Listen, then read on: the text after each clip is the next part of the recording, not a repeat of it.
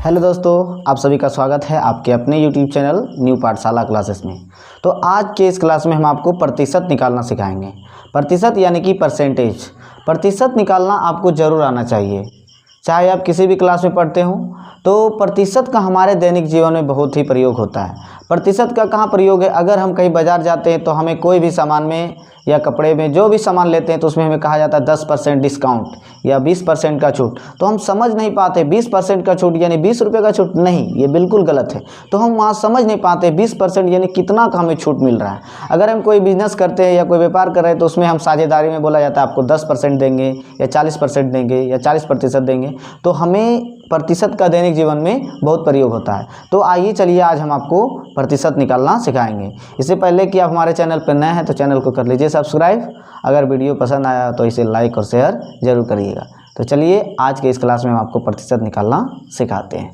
आइए प्रतिशत कैसे निकाला जाता है, सबसे पहले हम प्रतिशत के बारे में समझ लेते हैं। प्रतिशत क्या होता है?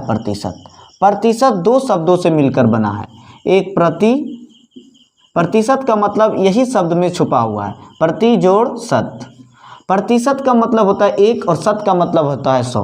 100 का प्रत्येक 100 में से एक को प्रतिशत कहा जाता है। यानी कि 100 में से एक को प्रतिशत बोलेंगे, प्रत्येक 100 में से एक को हम प्रतिशत बोलते हैं। आइए हम प्रतिशत का संकेत को समझ लेते हैं कि प्रतिशत का संकेत क्या होता है। यानी कि प्रतिशत को हम किस चिन्ह से दिखाते हैं, तो इसे हम प्रतिशत कहेंगे। ये हमारा प्रतिशत का चिन्ह है। तो आप प्रतिशत का चिन्ह और प्रतिशत किसको बोलेंगे समझ गए हो।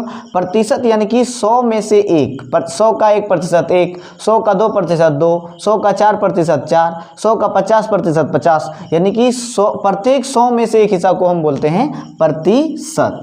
आइए अब हम आपको प्रतिशत निकालना कुछ उदाहरण से लेकर समझाते हैं। आइए देखिए, अगर मान लीजिए हमें 500 का 30%, 500 का 30% निकालना हो तो किस प्रकार से निकालेंगे? 500 का 30% कितना होगा? 500 को 30% क्या होगा?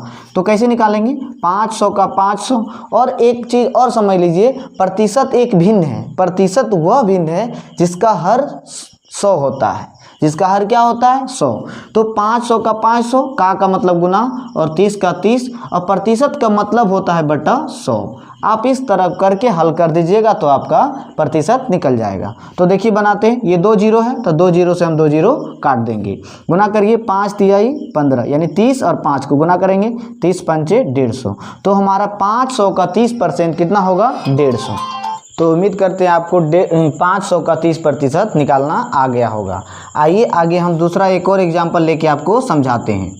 अगर मान लीजिए हमें 400 का 25% निकालना हो तो इसे हम किस प्रकार से निकालेंगे? सबसे पहले हम 400 लिखेंगे, का मतलब गुना लिखेंगे, और 25 का 25 और प्रतिशत का मतलब बट्टा 100। अब हम इसे काट लेंगे, ये 2 जीरो से 2 जीरो कट जाएगा। तो हमारा कितना बच गया? 4 और 25 को गुना कर लेंगे, 25 चौका 100। यानी कि 400 का 25% कितना होगा? 100।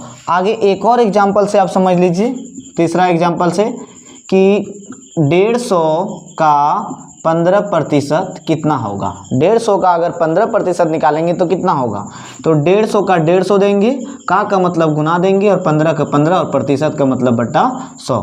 हम इसे काट पाएंगे, देखिए 0 से 0 कट जाएगा और ये 5 से कट जाएगा, 5 तिया 15 और 5 दूना 10। अब हम क्या करेंगे? ऊपर ऊपर गुना कर लेंगे, 15 तिया 45 और बटे में 2।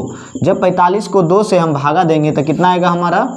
2 से भागा दिए, 2 दूना 4। अब इसमें दीजिए 2 दूना 4, 1 बच जाएगा, दशमलव देंगे, 2 पंचे 10 यानी कि 22.5। तो हमारा 150 का 15% कितना होगा?